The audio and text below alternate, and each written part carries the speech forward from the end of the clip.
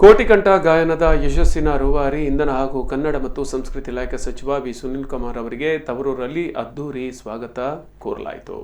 ಕೋಟಿಕಂಠ ಗೀತಾ ಗಾಯನ ಯಶಸ್ವಿ ಬಳಿಕ ವಿಕಾಸ್ ಕಚೇರಿಗೆ ಪತ್ನಿ ಪ್ರಿಯಾಂಕಾ ಅವರ ಜೊತೆ ಸಚಿವರು ಆಗಮಿಸಿದರು.